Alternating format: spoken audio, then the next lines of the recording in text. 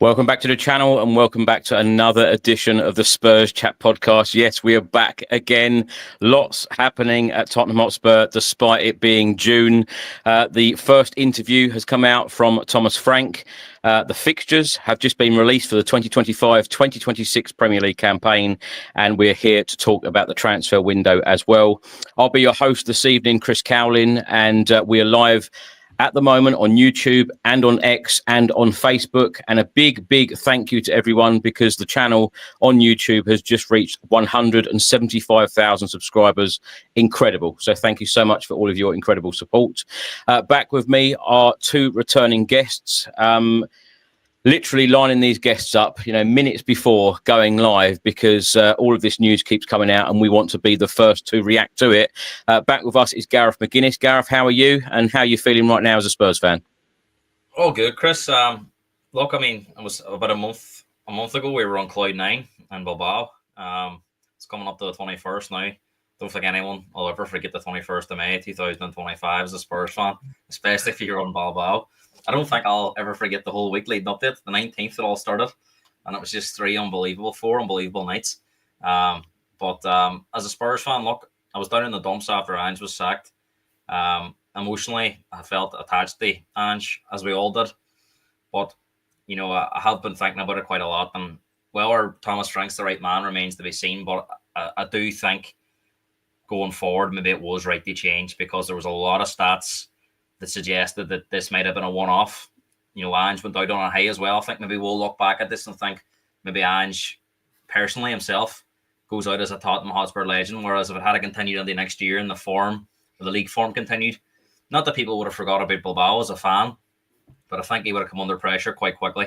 And we've seen what happened with Erik ten Hag at Manchester United, and we certainly didn't want to repeat a lot here. So, look, it's the off-season. It's always relaxing in June. Once pre-season comes around, if there's no signings, I know we're going to mention transfers, you start to panic a wee bit. But now, personally, feeling optimistic about the season ahead. We've also got Si the Fox with us. Si, I think Gareth covered the podcast in the first 3 minutes, didn't he?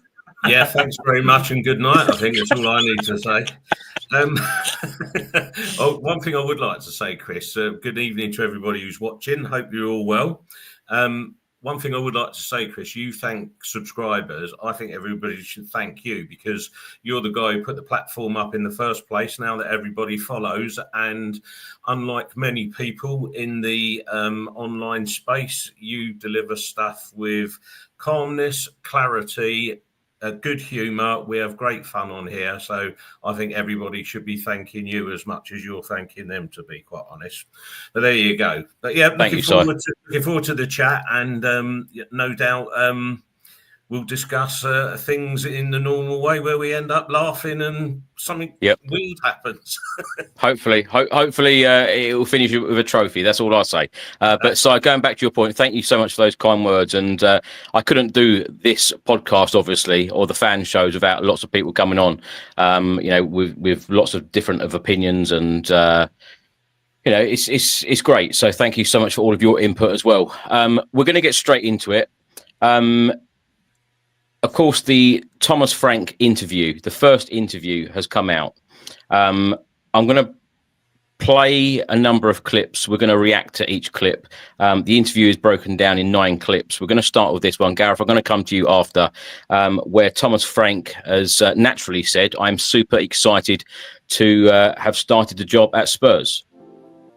The feeling of being new head coach is extraordinary. Really looking forward to this massive challenge, together with a lot of good people. I only heard good stuff about all the people here at the training ground, the players, good squad, exciting, massive club. I think massive potential. So just super excited. Gareth, he says there the club has got massive potential. Of course, we have just won the Europa League. I feel like now it's about building on that and trying to put another trophy in the cabinet. But what must be going through Thomas Frank's mind at the moment? Would this have been an easy decision for him to have taken this job?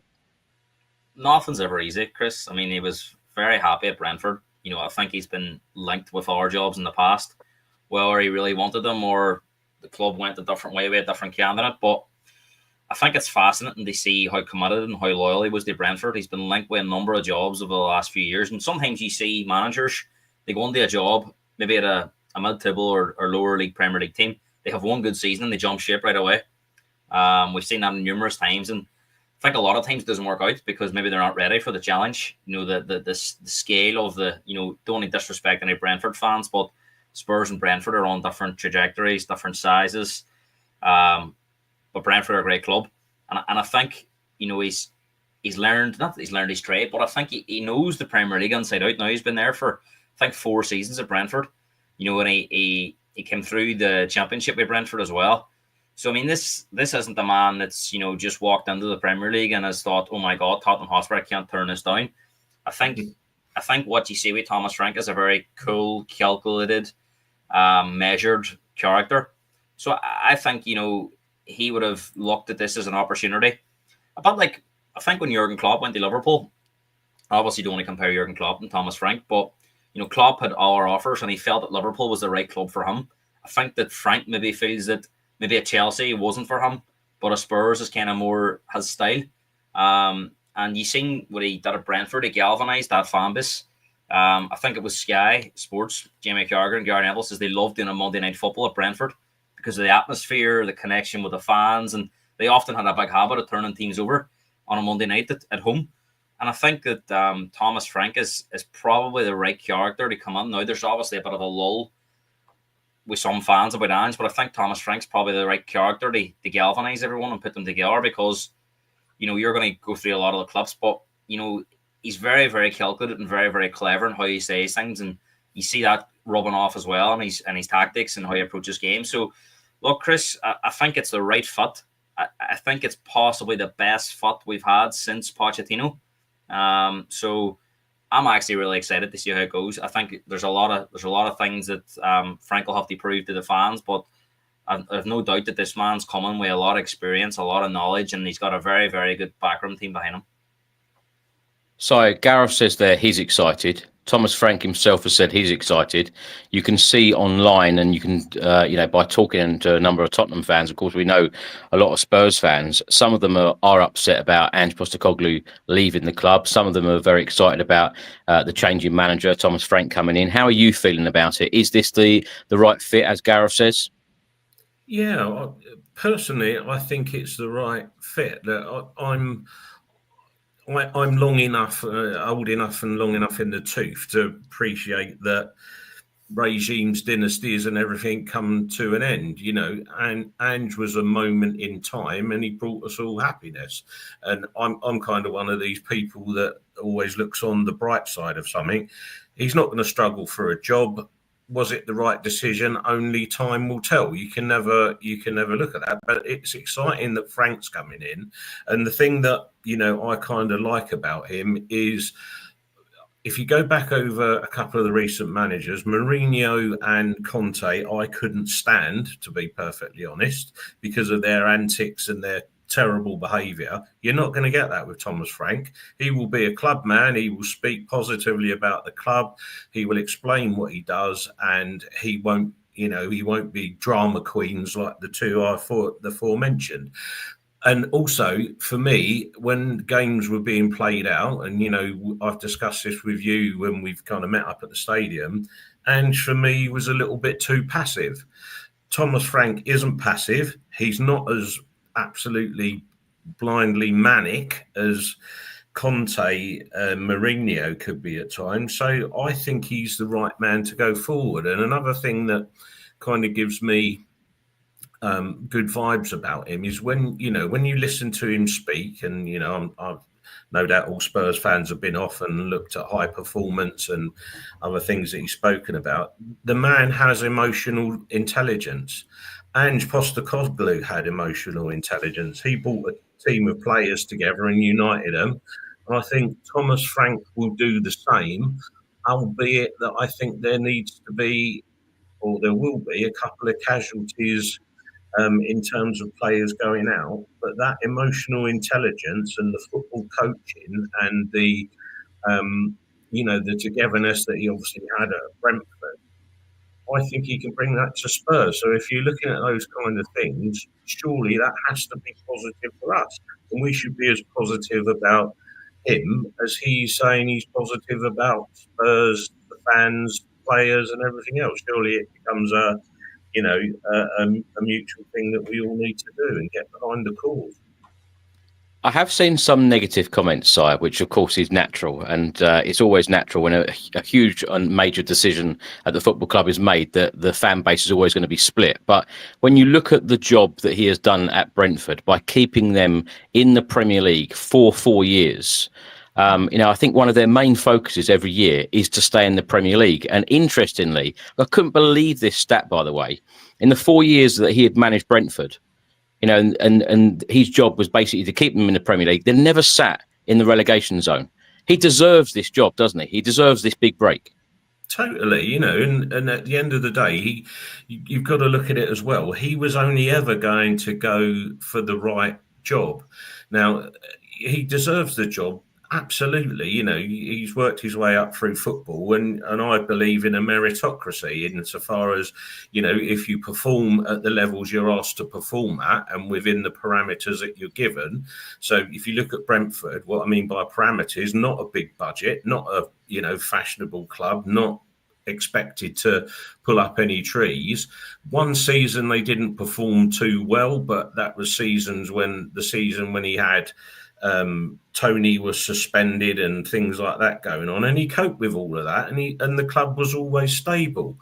So I think he absolutely deserves his chance, and I also think that he's the kind of guy, if you listen, you go back and listen to what he said and go back in his history, he's the type of guy that will seize an opportunity. And one thing I really like with people, I work in business. I can honestly say I learn new stuff every day. I think Thomas Frank is the kind of bloke with the same mindset who's always looking for the possibilities for improvement. And if you do that, that can only benefit our club, can't it? Surely. Yeah.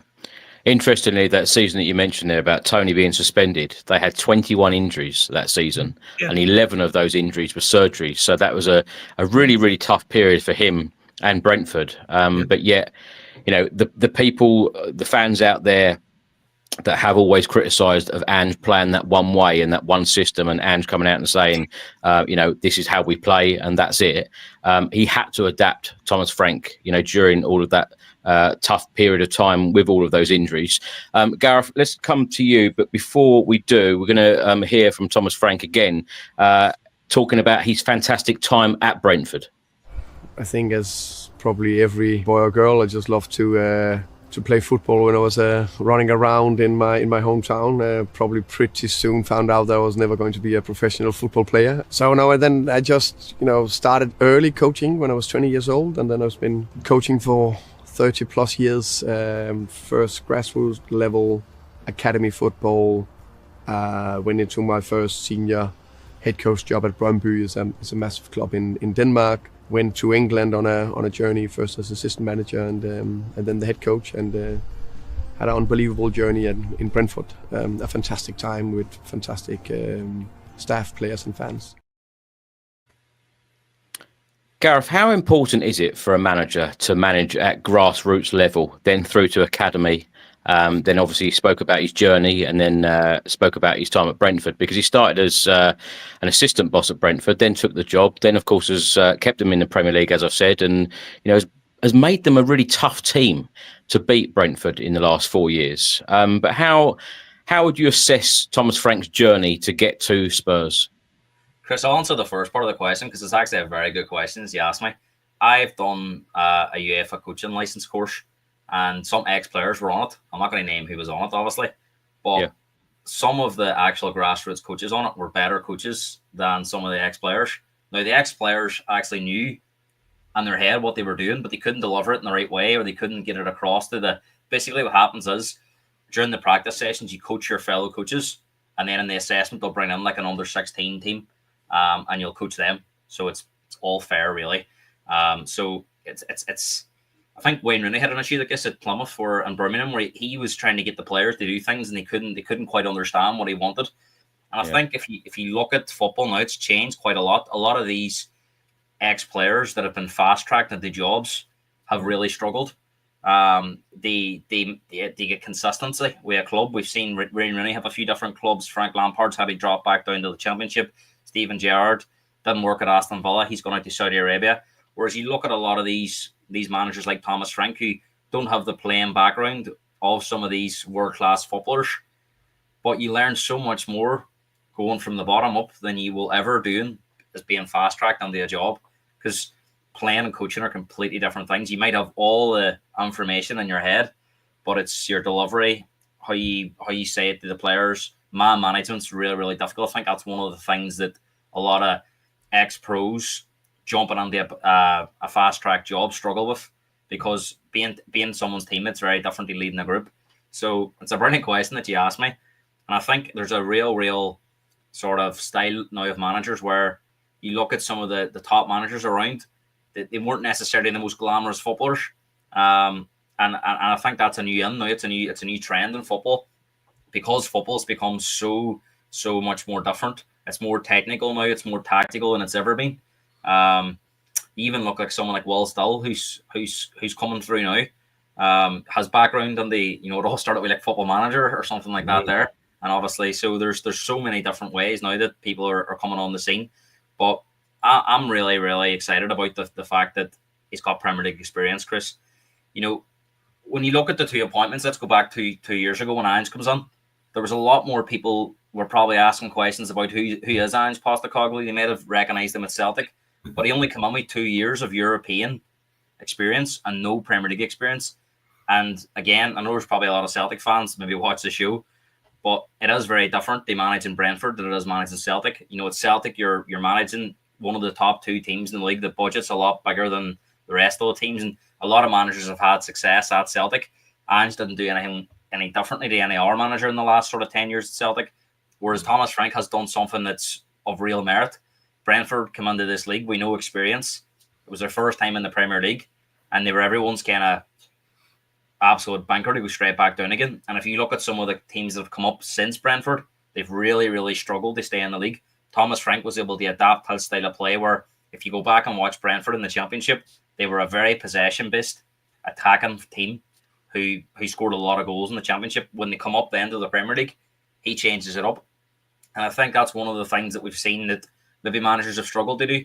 We've seen, Leeds, Burnley, Luton, Southampton, Sheffield United all really struggle because they've not been able to transfer that really different playing style they had in the Championship to the Premier League. And Thomas Frank was able to do that, and he's established Brentford as a Premier League team.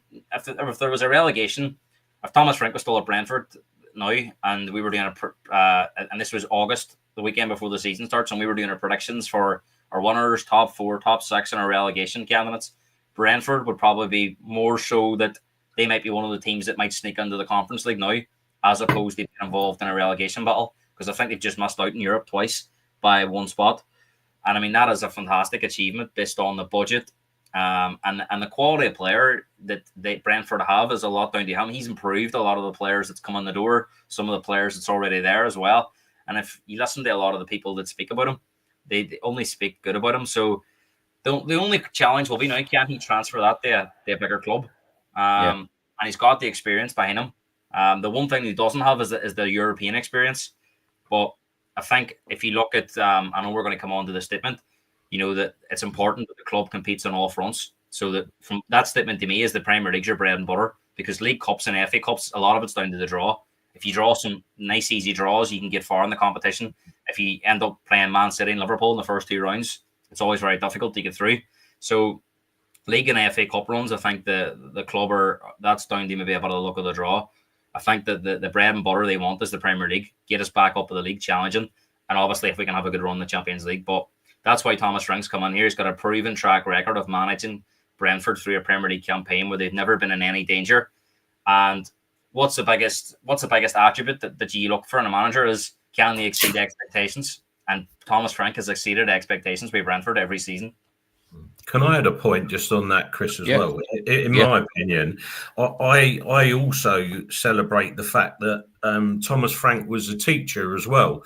And you know, if you go back to, all of us go back to our school days, the best teachers we had were the ones that were engaging and could engage with us at an emotional level and work with us on that. So I think, you know, broader life experience serves people well. Doesn't matter whether you're a manager in a business or a school as a teacher or whatever. And and then the other thing for me is that if you are a teacher and you approach things the way that Frank does, you're always looking. So Gareth mentioned there is a very good point. He doesn't have the experience of the European football. However, he strikes me as a guy that will go off, learn what he needs to learn, understand what he needs to understand, and will take that on as a positive challenge for him. And I'm sure it would inspire him. You know, we started off by saying what, you know, it's inspiring for him. I'm sure all things like that float his boat, to be quite honest. Let me just say to all of the listeners and viewers, thanks so much for all of your comments so far. William writes here, coaching at grassroots teaches you how things can go wrong and what you need to do to improve it. Coaches learn from mistakes. Si, let's stay with you for a second, because as Gareth mentioned there about his journey and about improving players, that is one thing that a lot of people talk about. And one interesting thing that I've noticed as well, I haven't heard or seen one bad statement about Thomas Frank, and that is very unusual in football. But the way that he has improved players at Brentford season after season, they seem to have had players that have been sold. You know, their star players have been sold. They bring in other players. He identifies other players that come in, and he seems to get so much more out of these players than people actually expect of them, which is a huge quality for a manager to constantly improve players again and again, particularly at a club with such low budgets. Yeah, absolutely. I think that comes down to the teaching angle, teaching them. And if you also listen to the players as well, a bit like with Ange and the messages that he got from the players, most of his players that leave him say that he's made them a more complete person. So it's not just about the football, it's about the emotional intelligence as well. In terms of the identification and development, look, the guy is the modern day professor, isn't he, in terms of what he looks at, the skills that he's got within players, what he can improve.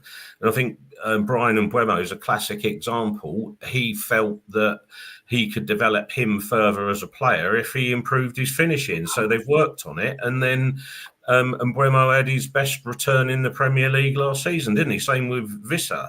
So he's looking at what skills they have and obviously embellishing that as much as he can, but he's also working on their weaknesses.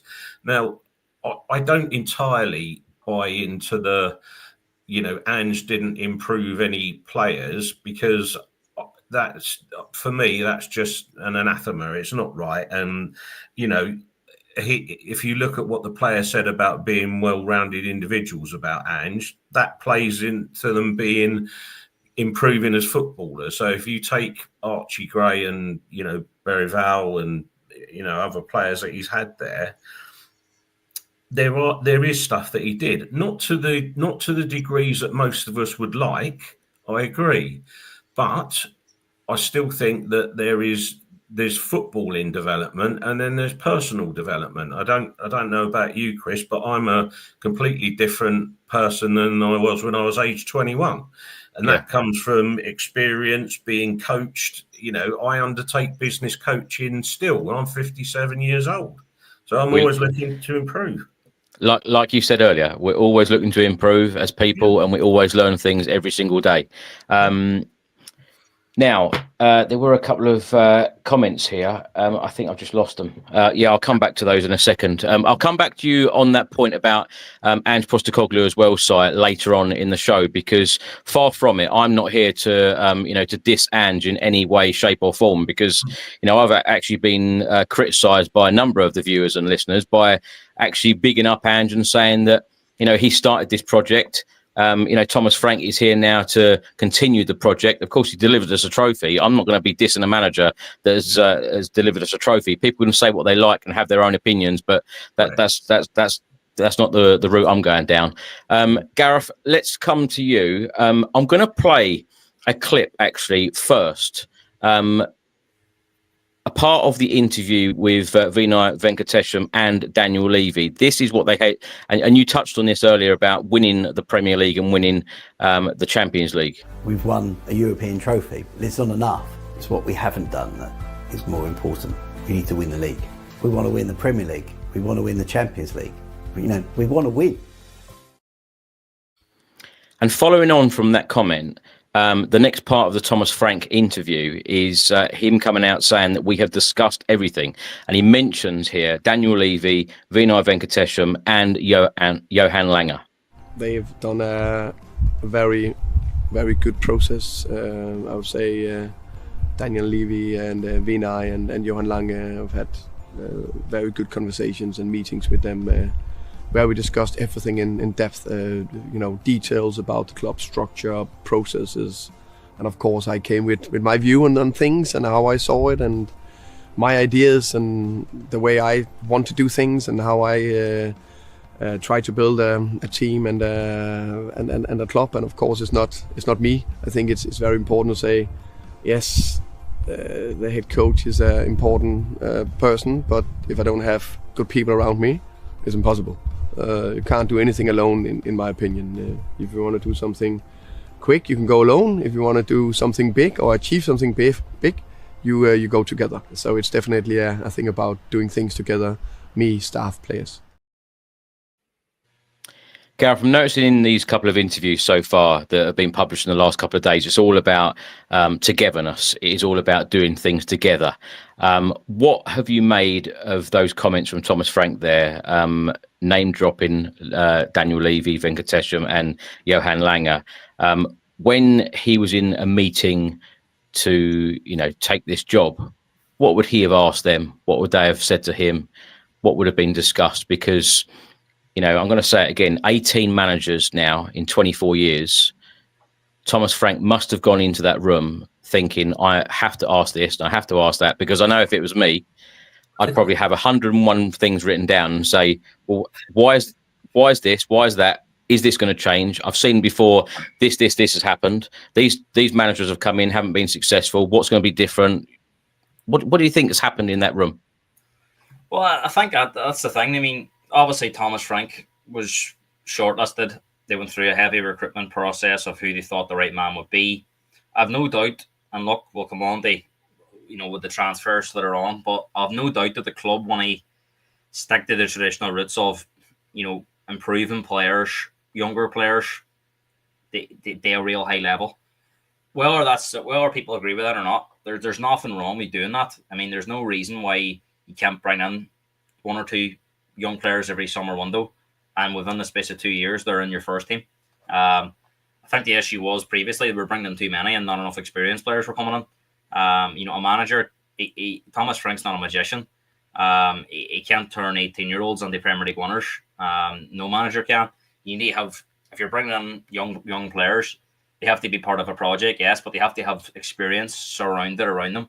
Can I stop you there, Gareth? Right. So at that point where you've just said about the improving players, and we've already spoken about this a little bit already, about Thomas Frank coming in and improving players, is that going to be his job rather than going out and signing experienced players in this window? Because, of course, all of us want that. We've seen these young players come in, and I feel like every Spurs fan at the moment, I feel like that is probably one of the only things that Spurs fans do agree on wholly at the moment, is about us bringing in experienced players in this transfer window. By Thomas Frank coming in, is that still going to happen, or is part of his job to improve these players to make them into better players? Had we lost the final, I think there's a very good chance it would have been a summer window of bringing in some more young talent and trying to get them up there and trying to basically plan for the next 3 years. They arrive, and kind of like what Arsenal did with Arteta, where they were out of the Champions League. They needed to go a different way. and they let him have a number of years before they got back into the Champions League. Because we've got back into the Champions League, I don't think that's an option, like Chris. I think we have to sign players that are ready to compete in the Champions League this season. So there has to be a bit of conversation along those lines that, yes, this is very much a 3-year project. That's the length of the contract. But, Daniel, Vinay, I can't work wonders. We're going to have some really top teams playing against us in the Champions League. If you want us to get through to the next stage of the Champions League, if you want us to compete in the Premier League and also have a decent run in the Cups, then the only way we're going to do that is bringing experienced players in, bring in one of your favourite phrases, Chris, ready now players that are ready to hit the ground running. You just can't do that with young players, not all in one summer window under a new coach. So I think obviously there would have been both parties would have had a good conversation about the budget, which we don't know what the budget is. There's no real point in speculating what the budget is. There's been some links to players, but I haven't really seen anything concrete yet. So I don't think anyone really knows what way we're going to go.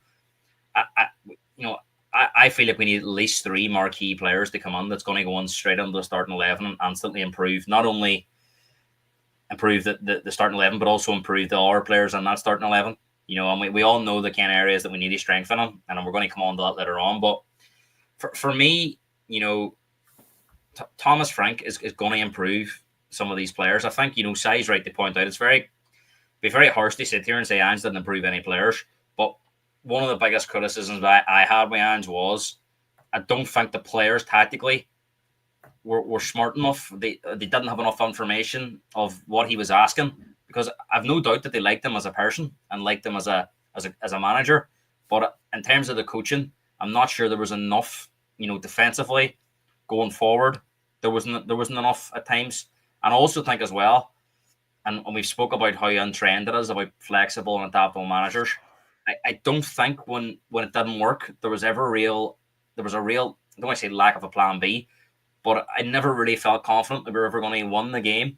When we were at our best, Man City away, Villa at home, I was at that game and we absolutely swept them aside, 4-1 and 4-0. Yeah. But I think in those tight games, how many, I think wasn't our stat up until about February, every game we only lost by 1 goal. So in those tight games, the manager was unable to make a difference to affect that game. So I think that's one of the things that Thomas Frank brings is he can skin a cat so many different ways. Whereas I think with Ange, it really was go out and try and blitz a team in the first half an hour, or it's going to be a real struggle. And I think Thomas Frank gives you that difference. So 2 very different managers, but I do think Thomas Frank's more suited to Spurs and more suited to the Premier League than Ange is. And the proof will be in the pudding, but I don't think Ange will be back in the Premier League because I don't think it suits him. I think there's too many different styles of play, too many world-class coaches that can suss you out, and all these coaches have brilliant background staffs and back on that. I think Ange is probably suited to European football, Chris. So I think he's got a point to prove in the Premier League. So maybe he can come back in, but I think a lot of I was listening to certain pundits this week, and I think they made some great points. If you're in a relegation battle, I'm not sure you go for Ange.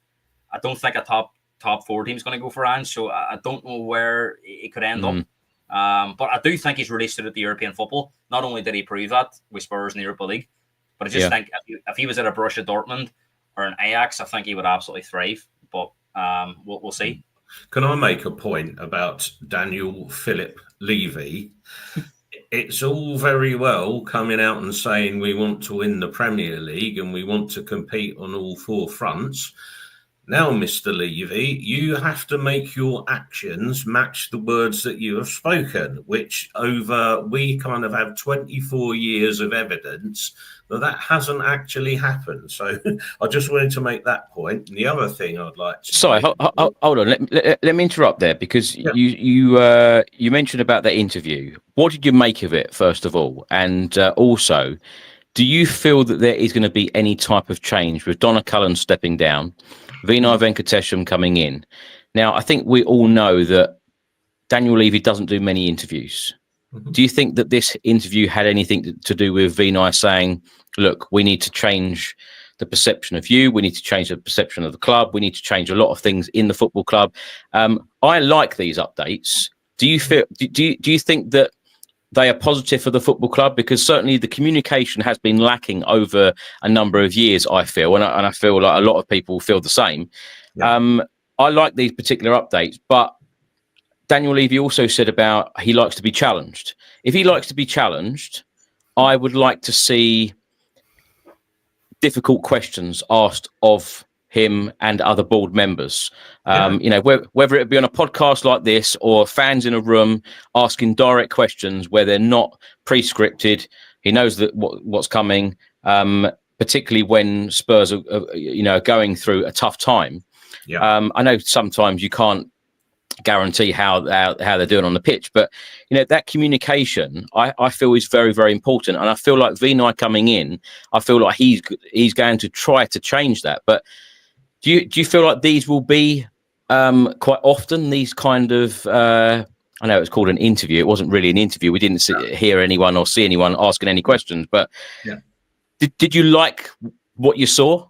Yeah, I like what I saw, but again, the pair of them, in my opinion, have set themselves up for a challenge from the fans, the board, and everybody else. Because Daniel Levy, let's just remind it, says we want to win the Premier League, we want to win the Champions League, we want to complete on all four fronts. You've said that.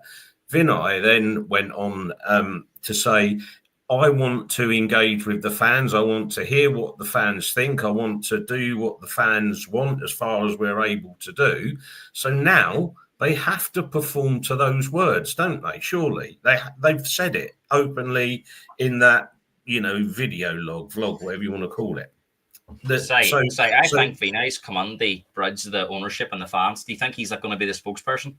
Yeah, I think he is. And also, that was my next point. I was going to say, I think this was a handing over, if you like, on video of all fan-related matters and communication stuff from Daniel Levy to Vinai. I think that was part of the rationale behind that. And then following on from there, I think you will see more communication from Vinai than you did from all of the Spurs board. I think you'll see more in a season than we've had over 24 years, if I'm perfectly honest. And I think that can only be a good thing. I really do. And there was also, Si, where Daniel Levy said, you know, we make decisions as a collective. It's all of us. It's not just me. Mm-hmm. Yeah, look, if you're running a board and, you know, I want to look at the board a bit broader. So if you take the fact that Peter Charrington came on, Peter Charrington is the Lewis family's trust board member. So they want to ask some difficult questions because, as lots of people may have noticed or might not have noticed, all the asset growth in Tottenham Hotspur Group is where the Tavistock Group, Joe Lewis's group, benefit. They've not taken any, you know, money out of the club as Levy has with salary and bonuses and everything else. So I think this is all part of the making Daniel Levy accountable, and that's why a CEO was brought in, i.e. Vinai, and then Charrington is now the link, maybe on the finance side, on the board as well, to put Levy under pressure. And I think it was comfortable with Donna Maria Cullen there for all the good she did do for the club, though people won't have it. She did a lot of good for the club as well. You have to acknowledge what she did do. But I think he's under pressure. And then it goes back to, you know, I've been banging on about this to you, and I apologise, for weeks and months now. We always had money going into this transfer window. Okay, we always had money. I can prove it from the accounts, you know, that's my job to look at stuff like this. We have money. Now, Daniel Levy, you can only be judged if you if you fix the issues in the squad that then enables that squad to complete on all four fronts. I know we'll come on to transfers and that later and positions. Sorry, unless you fix the problems in the deficiencies in the squad, you cannot compete on all four fronts. I know everyone goes on about money all the time. Sometimes it isn't just about money. It is about making good decisions. And obviously, you know, you work in business, you know about making good decisions. And, you know, if you make a good one, it could be very good. If you make a bad one, it could be very bad. And like I said, we've gone through so many different managers. Overall, do you see the appointment of Vinai Venkatesham as a real positive one?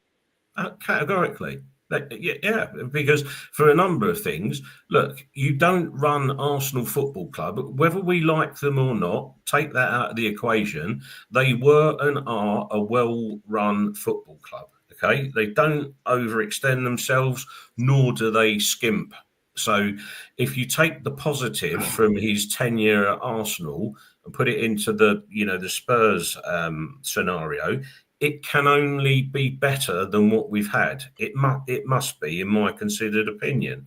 You've got to look at it from that perspective. And also, if he is more engaging and is more visible than the board have been in the past, then that really improves Spurs, not only as at board level, but as a club, but also in the other areas for credibility for Europe or our say or our being looked at as one of the big six. I don't really like that phrase, but he brings kudos with him, doesn't he? So that can only be positive for Spurs. So just very quickly, going back to the clip there of Thomas Frank mentioning Daniel Levy, Vinay and Johan Langer, what would he have said to them? What would he have? What would have been on his list of doubts, perhaps? I don't know whether that's the right word. Questions, intrigue. What would have been on his list? Well, like most of us, if you're going for a new job, you want to understand what the role will entail, what authority you have in terms of, if you're let's just equate it to a sales director of a business. What budgets do I have to, spend on developing the business, etc.? So he'll want to know the transfer budgets, and from the perspective of the board, I'm sure he'd want to know how his relationship with the board will work. His boss, as I understand it, and please anybody correct me if I'm wrong, is Johan Langer under this regime or structure that we've got at the moment. He's already also is his friend. Yeah, but he's had a working relationship with him previously, hasn't he? Yeah. So therefore, if he can then understand the link between Langer and Vinay and how the information and the structure works, I'm sure it would have been around those kind of criteria. But I do think that budget and what's another thing he'd want to know is what is expected of him, and if Daniel Levy is coming out and saying publicly that we want to win the league, the Champions League, and compete on all four fronts, then to be fair to Daniel Levy in that instance, I think it's pretty clear what he expects of his manager and Johan Langer and Vinny and everybody underneath him, doesn't it? Gareth, let's come back to you on that, because like Si said, he's come out and said that we want to win the Premier League, we want to win the Champions League. He didn't say when he would like to win it. So if it isn't next season wanting to win the Champions League, it means that we do need to get in the Champions League again by either winning it or getting, in the top five. What's your expectation for Thomas Frank in the first year? And what would be considered as a fair or good season? What is acceptable now?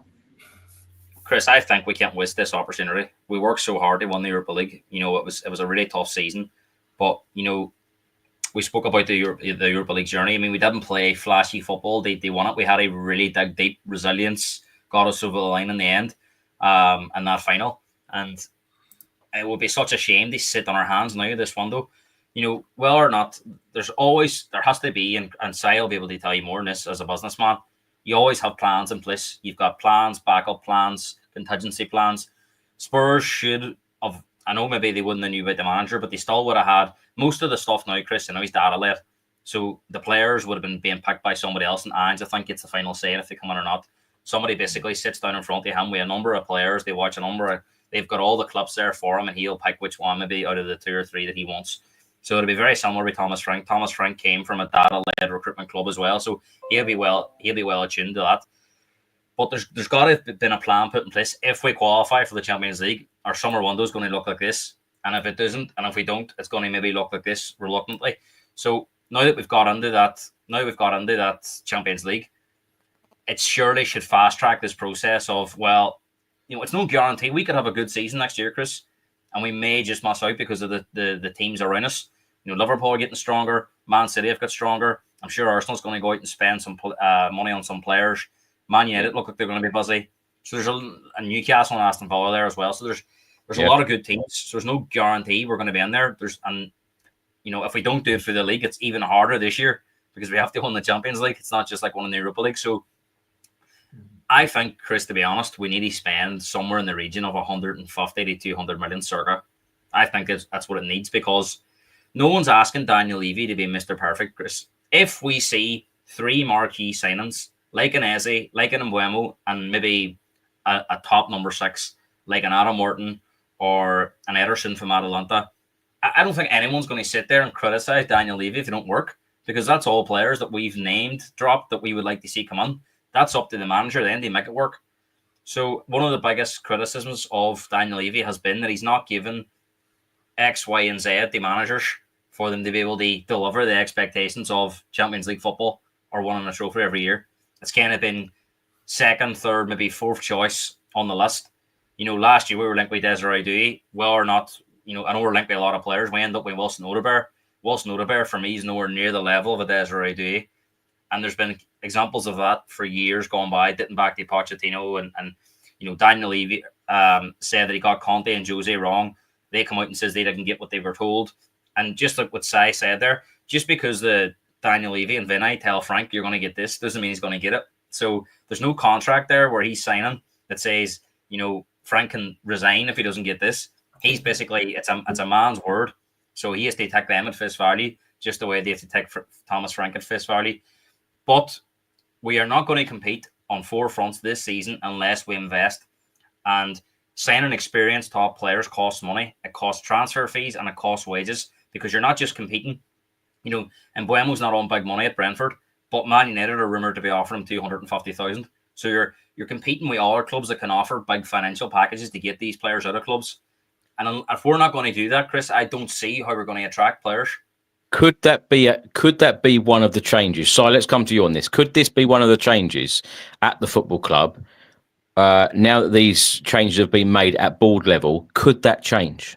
Yeah, of course it could change. And like I said to you, I keep. But realistically, realistically, it could, because I'm pretty certain that we have. I think it's nearly 300 million of FFP headroom. And I reckon that we could spend 225 million on players from the cash flow and the revenue that we've got. This was prior to getting into the Champions League. Okay, so, and Gareth's absolutely right. You would have a projection based on not getting in the Champions League and getting in the Champions League, so it should only add to that. And as another point, just as we're touching on transfers a little bit, what everybody forgets is that if we sell Sonny, okay, whatever we get for him is full FFP headroom, because we fully depreciated his contract 5 years ago, amortized it. So that goes into the pot from the FFP side as well as the cash. And what everybody seems to not take on board, let's just say we get 20 million quid for Sonny, okay? We can spend 5 times that on a transfer, because 20 million, if we get 20 million pounds in, you multiply it by 5, we get 100 million. We write that off over 5 seasons. FFP wise, that's how it matches up. Yeah. So of course we could do it. It just comes back to, and this is just my point on it. I hear the words, I like the ambition. I like hearing that we want to win the league. Have I got a pool of evidence to back up that that's what we'll do? As we sit here today, no. Simple as that for me. Right. Let's crack on with the Thomas Frank interview. Next clip. He's actually come out and said there will be ups and downs. We all know this as Spurs fans. We've had many, many ups and downs, but he is very aware of it. I think the alignment is key from top to bottom, and of course it starts from Daniel and Vinay and Johan and me. And the more the four of us can be aligned, just like a unit and like an unbreakable unit, the stronger we will be. And there'll be ups and downs. I think it's right now it's a fairy tale. Everyone is happy. The sun is shining. It's fantastic, but we haven't played one game yet. Hopefully we win a lot. We'll work very hard every single day to make sure we create as many magic moments for the fans and put them together. And hopefully in the end of the season, it will be a very good season. But the alignment in terms of structure, processes, transfers, squad, playing style, culture, all that is key. Gareth, following on to what Si said about, will things change? Will things be different? Thomas Frank there said about everything being aligned. We heard that word used a lot by Ange Postecoglou as well during his 2-year spell at Spurs. And we've heard that word also a lot from Johan Langer in the couple of interviews that he's done and the interview that he did at the Fans Forum. What's going to be different in your opinion this time around? Because, when I look at that interview and hear Thomas Frank talk, part of me, and I'm getting a bit like Si here, I think, part of me is thinking, I've heard very similar or the same before when a manager comes in all smiles thinking, yeah, I'm going to be your guy, I'm going to do this and I'm going to do this and, things are going to be different. In your opinion, what is going to be different this time? Because I don't want to be sitting here, and don't take this personally, you two, I don't want to be sitting here with you two in 18 months' time talking about another manager. No, we've been there too much, Chris. I think I know you about 4 years and we've had, I think it's maybe your 5th different manager. So that tells you everything because we've had, I think we had Mourinho, then we had Nuno, then we had Mason in charge a couple of times, we had Conte, and we have Ange, now we've got Thomas Frank, and I only know you 4 years. That tells you everything. So, incredible. But what I would say is, I think Daniel bringing in Vinay, he's looking for help. I think he knows that he needs support. He needs to be challenged on decisions. He needs to learn. And look, there's no doubt that Vinay was part of a very successful period at Arsenal, where the Wenger years they declined as a club. Unai Emery come in, it didn't quite work out, even though they got the Europa League final, but they did get higher up the league. They brought in different kinds of profile of players, and then they oversaw a massive kind of transfer committee where they went and signed some top players. And I think that Daniel must surely realise now that what we've been doing over the last number of years hasn't quite worked. We've not had as many appearances in the Champions League as we did under Pochettino. We seem to be a team that maybe qualifies once every 3 years. That we've been slipping down the league positions. Only for the Europa League, it would have been our second season out of Europe in 3. So there's whatever was being done in terms of the recruitment, the type of players we're bringing in, the managers that we've been picking. It's just not been working. I think we've seen a lot of different people coming in and out of the club in short stints. Scott Munn was only in a couple of years out the door. Paratici was out the door, and it could be coming back in. I'm not quite sure. We've seen a lot of different people coming and going, and I think Vinay is one that comes with a massive reputation and someone that maybe Daniel trusts that they get it right. And I do think you're going to see a lot more, as we spoke about, Vinay being vocal, listening to the fans, engaging with the fans, and reporting back to Daniel and saying, look, we need to do this, we need to do that. But I think Daniel probably knows we're at that stage now where it's only going to go one or two ways, Chris. Do we become a team that regularly competes for trophies, regularly competes not only to get into the Champions League, but when we get into the Champions League, can we get past the league phase comfortably? Can we go into the knockouts and be a team that challenges all the other top teams? And look, every other team you look at PSG that won the Champions League, you look at Real Madrid, and I know they're massive scale clubs, but even Liverpool this summer are going out and attacking the market. Man City have done it. You're not going to get there without money, Chris. You might get some fortune like we had with Harry Kane, Dele Alli, Eriksen, but realistically, it's not sustainable unless you're spending big money. And I think that's what Daniel Levy's maybe come to realise. Will he do it this summer? I think, Chris, it has to be done this summer because we're in the Champions League now, and if we go on with this kind of squad and we bring in some other players that maybe aren't ready, we're going to get shown up. And what will happen is our Champions League, it'll take away from the league as well, because we'll be getting punished in the Champions League. Then we'll have to try and get up for a game on a Saturday after maybe a heavy defeat. And I just think the two could be a complete disaster. So you'd be setting Thomas Frank up. They failed from day one. And whilst I do have a massive faith in Thomas Frank improving some of the young players at the club, but the only way he's going to get that time to do it is if he gets results on the pitch. If Thomas Frank has a poor season next year and we don't get into a Champions League and finish in the bottom half, the Champions League's a disaster. There's a good chance next year he's going to be under massive pressure. So before he even gets the second part of his project, he's going to be out the door. So he needs a squad now that's ready to compete this season, but also one eye on the next couple of years. And like Sai talks about contingency plans, I'm sure there's got to be a plan of his 3-year contract now, where we want to be in year 1, where we want to be in year 2, and where we want to be in year 3, and hopefully an extension on the year 4 and year 5. Because under Pochettino, there was a clear plan with the younger players, but the thing that was missing was the investment, and that's why he kept talking about a rebuild, because some of the more experienced players were getting older and slipping on decline. And there was no Can real I just add a quick point there? We talk about players developing, right? This doesn't happen overnight. And I'm going to use Brian Mbuemo as an example. He joined Brentford in 2019. So it's taken him 6 years to get to the level that he's at, which is a top performer. So as good a coach as anybody is, you're not going to come in and significantly, you can do it incrementally, I get that, but you can't significantly improve players within what's he got 10 weeks till the season starts, or 8 weeks till the season starts. That's just unrealistic. He's got a 3-year contract, Si. Chris, if he gets players on now, if he gets players on this summer that can compete next year, then you're going to see the likes of players at the club, like your Lucas Bergvall's, like your Brennan Johnsons, like your Udogi's, go to the next level in the next 2 or 3 years.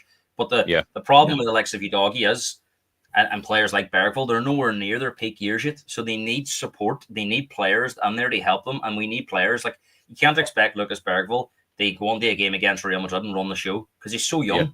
You know what I mean? He needs somebody in there with him that's ready now. He learns off him. You look at all the biggest clubs around the world. They all, like Modric. That's the reason Modric's at Real Madrid for so long, because there's so many young players learning off of Luka Modric. And Spurs need players on there that can compete this season.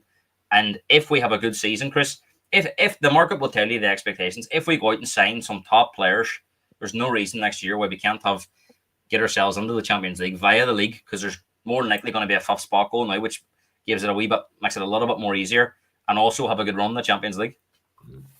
So let me come back to you on the point about the changes at board level, because over the last couple of years we have seen a number of changes at board level. Of course, Fabio Paratici came in, and then of course he got his ban. The ban is up very soon. He could be coming back. Scott Munn, of course, come in. Hasn't been officially announced that he's gone out the door, but everyone has been reporting that's happened. V-Knight obviously has come in. Donna Cullen's gone out the door. There have been so many personnel changes at the football club at all levels, whether it's on the pitch, off the pitch, so many different changes in the last couple of years. Now, going back to the night in Bilbao, Daniel Levy looked so happy. So I've never seen him that happy as chairman of Tottenham Hotspur, of us lifting that trophy. And it must have been, it was a special night for every single one of us. As chairman, you will want to feel like that all the time. But I tell you what, as a fan, I want to feel like that all the time. He must have been having the night of his life. So when you taste that as a fan, whether you're a fan, a chairman, whatever, you want to have that all the time. So surely some things have to change based on that success, don't they? Yeah, they do. And, in fairness to Daniel Levy, if you want to look at it that way, he realised that something had to change to move on from that point, i.e. the managerial changes, the board changes. One thing I would criticise the board and Daniel Levy of is the manager scenario. You cannot keep changing managers, playing style, philosophy, ethos you said it's 18 in 24, which means every like you said there, Si, year and a half. you know, whether you know, people consider it as a football club, a business, whatever you want to call it or say, it can't be fun. Keep appointing a new manager every 18 months, 2 years. That can't be fun. No, it's not fun. But however, ultimately, you know, as the CEO of any business, you're ultimately responsible for the performance, footballing performance, financial performance, everything else. You're the guy who is the figurehead of the club, you know. And like, I come back to a point I've made previously. ENIC have put 120 million into Tottenham. ENIC have now spent 105 million on compensation packages for players going out. So they've put nothing into the club. It's self-sustaining on that respect. But is that good enough? You can't keep constant change. You need to refresh. And let's just take it that, you know, Donna Marie and Cowlin have been with the club for a long time, you know, and there's been a significant change there. That, you know, there's been the change at the managerial side there. The one good thing for stability that's happened this time, in my, you know, my opinion, which bears no relevance, but the fact that Thomas Frank has brought his backroom staff with him is a huge win for him. You know, and you asked me earlier, what was he asking for? Well, one thing he asked for was his team, because he knows that's the quickest route to get his philosophy, playing style, everything else embedded in those players. So again, if we're going to criticise Levy for lots of things, well, if he's this time he's listened, because Ange came in with pulling people together from everywhere and trying to get his philosophy into the coaches, at least we know that the coaches this time are already versed in the way that Thomas Frank operates. So there's not a large learning curve there. But I just come back to that final point. You can't keep changing playing style, philosophy and managers of the footballing side of the club. One other thing I'd like to say, Daniel Levy as a cash generating CEO, fantastic. Daniel Levy as you know, taking a look at the footballing side, not good enough. So, you know, there is some good. I'm not going to sit here and slag him off completely because, you know, I know people don't believe it, but the money that we do generate from the stadium in one shape or form or another goes to the team. Not as much as we'd like, but it has made an impact. Of course it has. You can't deny that, in my opinion. But, you know, that you've got to get that stability at the manager level. And if you're saying every 2 years, oh, I've made a balls up again and appointed the wrong bloke, not going to go anywhere. You mentioned there about the playing style, Si. That's where we're going to go next, hearing from Thomas Frank again, stating that he wants his team at Spurs to be aggressive. I think in terms of my style of play, I'll explain it a little bit now, but I rather want to, how can you say, show it. You can talk a lot, but I think it's more what we show, what we try to do. But in few words, the intention is to play aggressive, front-footed football. And I know the ethos and the history of the club is massive on attacking football, and I think there's so much attacking talent in the squad. I'm very excited about that. They've clearly shown over the last 2 seasons that the ability to score goals is fantastic. And I'm very, very in on that. I love a team that is scoring goals, very, very big on principles. What we do on the final third in terms of creating chances, you know, crosses, bringing balls in the box, play behind and stuff like that. I think it's key. So just want to build on that attacking football we already have here in the club. Gareth, what do you make of Thomas Frank's comments there? Because he seems to be very, very complimentary about this Spurs squad. He was very complimentary about the Spurs squad even when he was Brentford boss. He speaks about the principles there and speaks about, you know, the players in the final third. And I feel like the players in the final third in the 2 years under Ange Postecoglou, and Ange said this a number of times, they were so wasteful. And I feel like we were unlucky in a lot of games that those players were so wasteful in that final third, and we would have picked up a lot more points. What's Thomas Frank going to change, in your opinion? And what do you make of him as a tactician?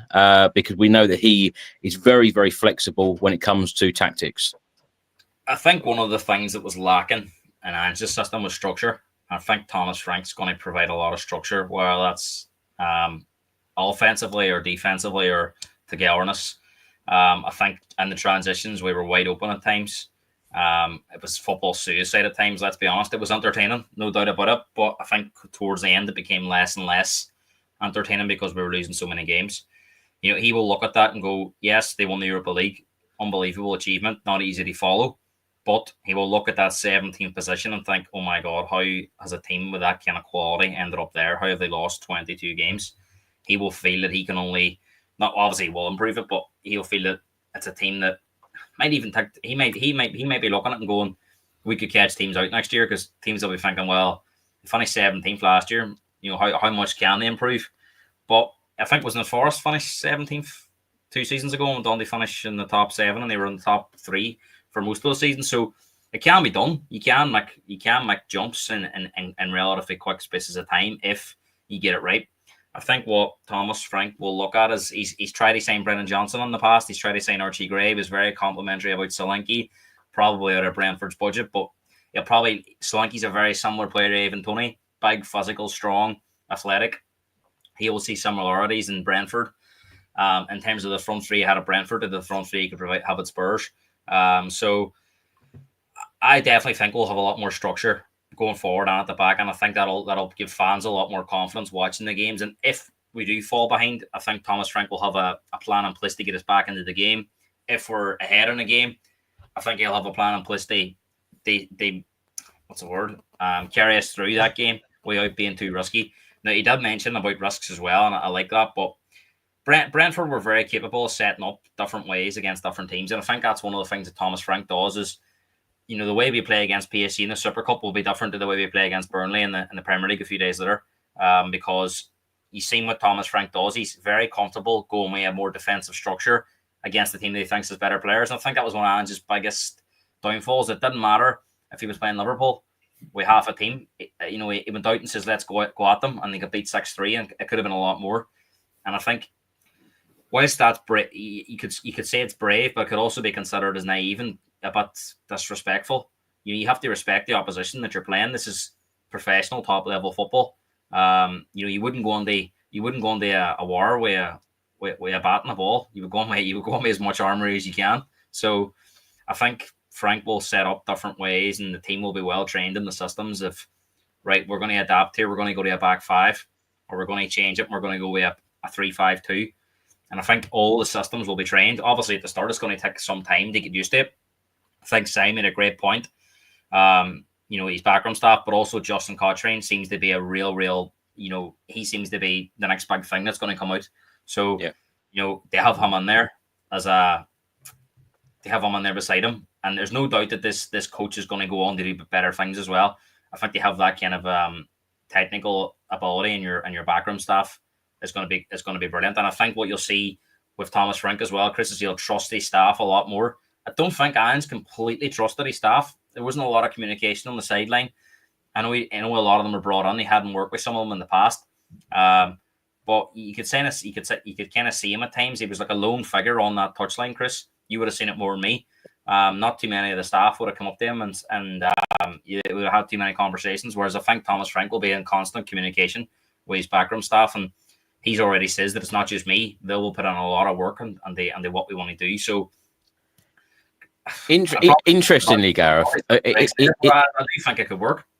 Yeah, interesting. I was going to say, Daniel Levy actually said Thomas is a really good communicator. Do you feel like that was a little bit of a dig at a previous manager then?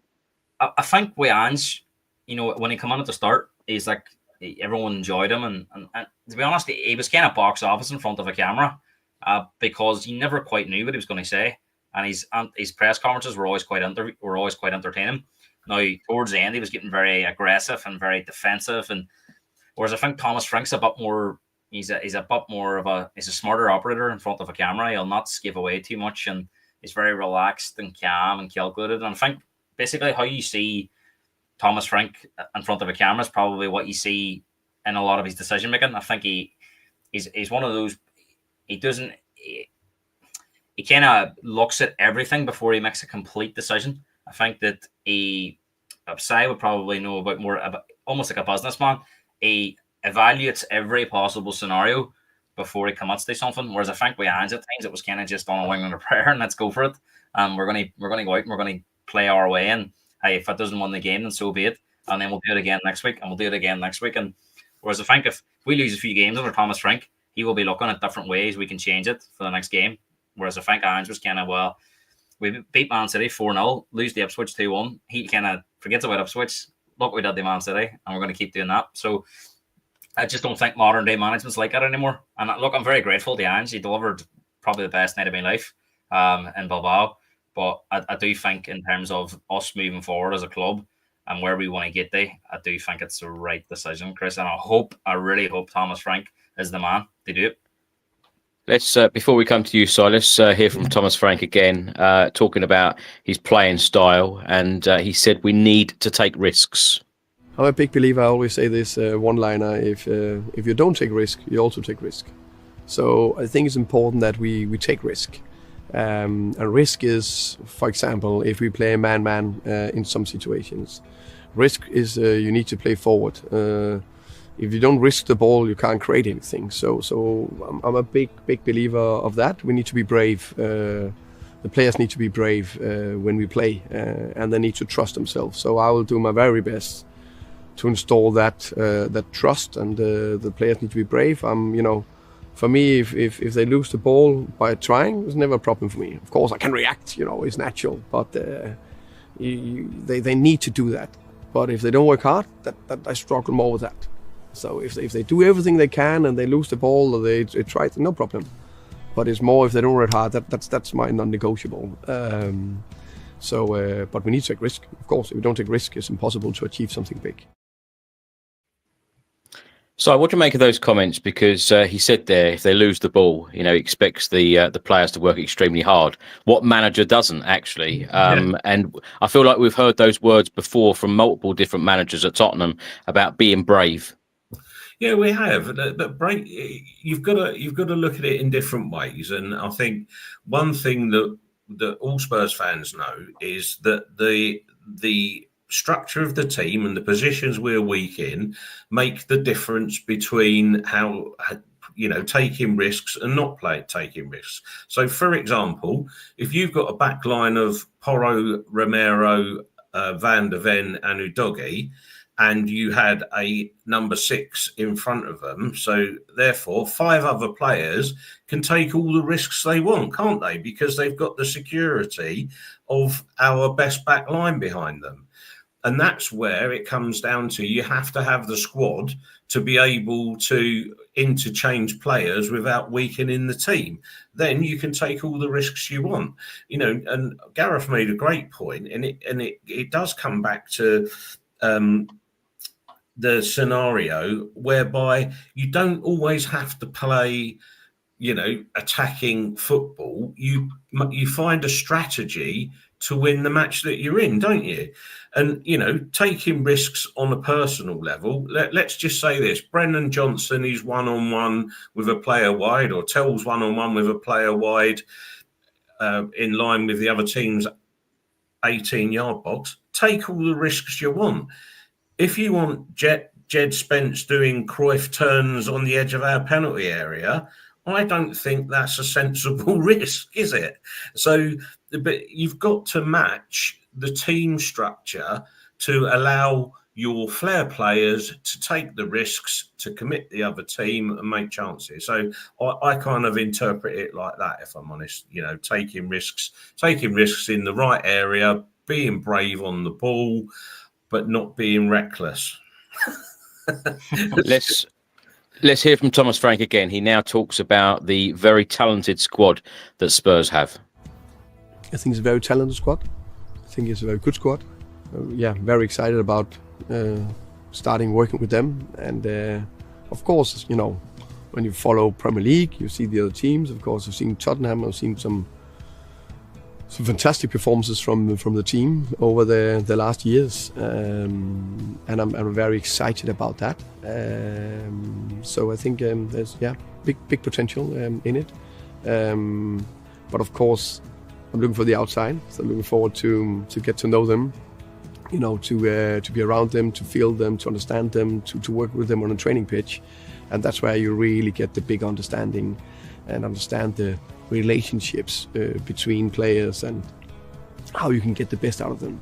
Of course, I got an idea already. My head is spinning. How can we play? How can we put them together and all that? But I'm looking forward to that. When I say talented, it's also it's not only the young players. It's also some of the more experienced players. How can we get the best out of them? Let's say Dominic Solanke. I'm a big fan of him in terms of his abilities. I'm sure we'll make him score a lot of goals. How can we play? Bentancur, Madison. How can we get that? But of course, the younger ones as well. I think it's all players that we need to develop and make perform on the highest level. But of course, Bergwell, Archie Gray, Odegaard, Udogie, all of them, I think have a high ceiling. There's others I haven't mentioned. I mentioned the whole squad, and I'm looking forward to it. It's always about winning. Okay, we need to make the team win on a Saturday and a Tuesday, and then a Saturday and then on a Wednesday. But it's also about develop the individual player, and that's me and my staff and the player. So how we work together about that on a day-to-day basis. Because if we lift the players' performance or develop them, the team will grow, perform better, hopefully opportunities to win more matches. Can I, Chris, before you say it, can I just say something that's made me laugh in the chat? Someone's put there, I think this is the worst squad we've had in my lifetime. All I can say to you, if you've had a lifetime as long as mine, you have seen a lot worse. I don't know whether they're talking about the Tottenham squad or us. Dear. Gareth, let me come to you on this because Thomas Frank there, he mentioned Dominic Solanke. I was going to ask you the question anyway. Who do you think the winners in this squad will be? Who will be the losers in the way that Thomas Frank plays and how he will want to do things in the future? How will this change Dominic Solanke's game? And I'm intrigued as well. How will it change the likes of Mickey van der Ven as well?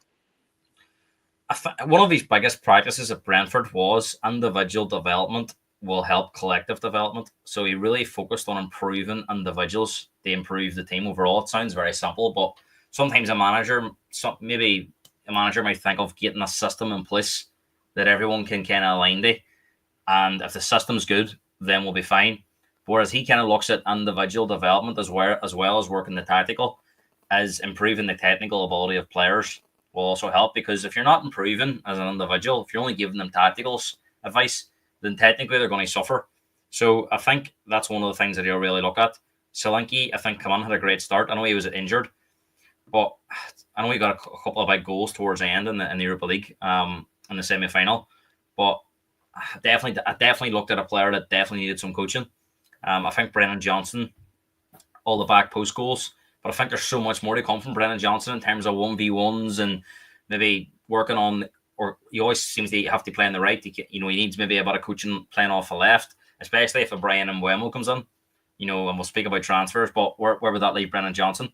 Because he's our top goal scorer last year. So I know Sai talks about two players in every position, and whilst we'd like that, I still think Brennan Johnson is likely to be one of the starters. So if you've got a left footer like Mbeumo playing on the right, where does Johnson play? So will he work with Brennan Johnson playing off the left? I know they've signed Matisse Tell. Matisse Tell looks like another player that's really raw and needs coaching. Odegaard the same. Never really saw any of those players that come in and improve. I don't think Tell really improved in any of the games I watched them. Same with Odegaard. You see little glimpses, but again, not enough. Mikey Murren was young, come on really well to the scene. Never really seen him after those first few games when he come on improve. Van der Ven's going to be an interesting one because we know how vital he is in that high line. It'll be interesting to see how high the line is. I don't think it'll be as high. I do think there'll be a lot more of a drop-off under Thomas Frank. I think you'll see definitely a team that isn't as... He talks about risks there, but I don't think it'll be suicide football. I do think it'll be calculated risks in games. He's a very percentage manager, Chris. He's not afraid to go, right, corner, long ball into the box, or a long throw into the box, mix it up. As well as playing all the intricate football around the box. Interestingly, he doesn't favour shots from outside the box, so that'll be interesting to watch at the very start, because again, he's done his research into how many shots per percentage going to the net from outside the box, so it'll be interesting to see if we're reluctant to shoot from outside the box. But in terms of midfield, I think Bentancur will definitely be a winner, because I think Bentancur, although he's had a few good games here and there, I think his development staggered, Chris, to be honest. I know he's had a few injuries as well, but I think he could be one that really improves with all the knowledge that Thomas Frank will give him. Pap Sarr as well as an hour player. I think at times he runs around a bit like a headless chicken. He's crying out for a bit of tactical. I think he's got the athleticism, he's got the ability, but I think he needs a tactical structure put in place now, which Thomas Frank will give him. Most of the young players will be a winner, Chris, because you look at his track record with young players, he improves them. So I think a lot of the players will enjoy working with Thomas Frank. Gareth, what about Basuma? Because even Ange come out and hammered him, saying that he doesn't work hard enough and he expects a lot more. I think he's unreliable too, Chris. We've seen that way off the pitch at Brighton, at Spurs. I think Basuma will be one that they maybe try and get a fee for and move on. I think Son, only for this tour, he would be out the door as well. Looking from the outside, reading on, I think Son's done what he's game to do, was lift that trophy as the Spurs captain, and I think now he probably feels that, let's go off and play somewhere else for the last few years. And there's obviously a lot of money to be made in Saudi Arabia, and there is a lot of players going there as well, so it is a more competitive league than it was even a couple of years ago. There seems to be more players moving there, even younger players. So I think if Spurs can get a decent fee, I know Sai mentioned 20 million there, but I read somewhere that we could get somewhere between 40 and 50 million euros. So that would be a great fee, and it would really help with investing in the squad. The only issue being he's going to be there for pre-season, because we know that Spurs need him there for that tour. So that's a bit of a nightmare, because if you've got a player there that knows he's going to be moving on, then is that going to hold up the player that's coming in to replace him? I would like to think that Spurs can get some sort of agreement in place with if it is a Saudi team, that look, he moves after the tour, and that means then we can go and get a player. But sometimes in football it's not always easy, and business, I'll be able to tell you, it's always complicated. We're crying out for players early on, but it doesn't always necessarily mean you can do it. But we'll see. But Chris, I just think the young players will massively benefit from this coach, because he's an encyclopedia of information. And I think the young players will thrive under him, to be honest. I can't see any player not developing under him. Yeah. Sorry, can I ask you? Gareth mentioned Heung-min Son, and I know I'm going a little bit off track here, but he mentioned Son. Yeah. Is it the right time for Son to go? And when you think about it, Ange mentioned this a number of times. When he came in the door, Harry Kane, left a short while after. Mm-hmm. Thomas Frank's come in the door, and now a short while after, we could lose. You say what you like about Heung-min Son. A lot of people say he's lost a yard of pace. He hasn't done this, and blah, blah, blah. He's still one of our best players currently. Yeah, I agree. He is one of our best players. But if you want to sunset a career in the right way, to go out winning the trophy that you've always crazed, which Mr. H. Kane didn't, and the rest that went before him didn't, then it's the perfect time to sunset. And the other thing for Sonny is that if he felt it was in the club's best interest for him to move on, he comes across as the kind of bloke that would understand that now's the time for him to go. I'm caught between two stools, because it also goes back to who's coming in, because outside of Sonny and Ben Davis, in terms of age, we've only then got, Solanke, Romero and Vicario and Bentancur, who are over the, 26, 27 threshold. So it's a fine balancing act. But on balance, for me, and for me to remember him the way that I want to remember him, I don't want to risk a season where he underperforms significantly than he did this season. So for me, it's the perfect time for him to say, thanks very much, guys. It's time to move on. Right. Let's hear from Thomas Frank again. He's now talking about the connection with the fans. First and foremost, I think it's a fantastic fan base. I think the fans is is the most important ones. It's the team, staff, me, all of us. How can we make sure we create enough magic moments with the fans? Make moments they remember. They can get hopefully excited about. It's about that, and also that we go on a journey together. And on a journey, there'll be ups and downs, and it's how we get through these ups and downs together. But of course, the connection from the team to the fans, from me to the fans, is going to be crucial. And a very important thing is to make our home Tottenham Hotspur's stadium like a fortress, and that can only be the fans and us as a team together. So that needs to be an ongoing relationship, ongoing, how can you say, situation we need to build, because I want our home to be very, very difficult to come to, and that we can only do together. So let's come to you on this. What's it going to take from now until the start of the season to get you fully on board, feeling very confident about the season? Because of course, Thomas Frank, when a new manager comes in, everything is really positive. Of course, they've joined the club, they're very excited. Their backroom staff have joined the club, they're all very excited. Of course, they've moved to a brand new club. They're thinking that this is going to be fantastic. Of course, he's touched on whether it's it's going to be up and down. We know that, but as far as the fans go, some of the fans will be very sceptical about, will things change? Will we do things differently? Will we bring in experienced players? Will the football be better? There are so many different elements, what a fan goes through, how we feel. What needs to happen to make you fully on board and feel that confidence before a ball is kicked in the Premier League? Back in the transfer market, it's really simple. We've got to get the problem positions that we have filled, number one, and we've got to fill them with players that are either Premier League experienced or European to Europa League, Champions League level. For me, we know where the holes in the squad are. We can all tell you where the holes in the squad are. That, for me to get fully excited, Daniel Levy, do what you said you're going to do. Back a manager to challenge on all four fronts. That is really simple for me. There's nothing else that needs to happen for me. Thomas Frank himself, I like guys with emotional intelligence. So for him, as with Postecoglou and I'm going to exclude Mourinho and Conte before him, but other than those two, every Spurs manager, I've always support them and give them the best that I can as a follower, because I love my football club. But it comes down to what we do in transfer market.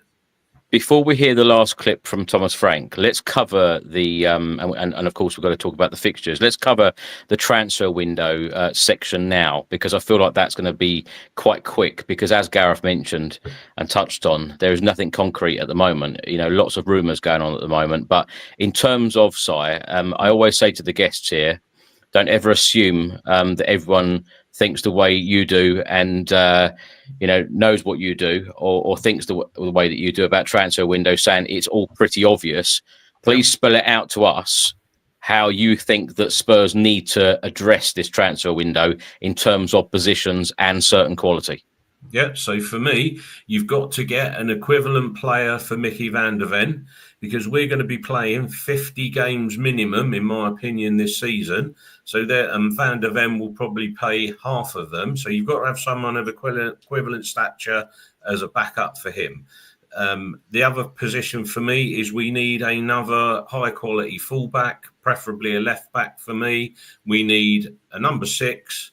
We need a significant upgrade on a backup centre forward, and we need a take-on specialist winger either side for me, a chance creator. That's where I sit. So for me, that comes down to what, five players, and they've got to have be Premier League proven, or they've got to have performed at the higher levels in Europe for me.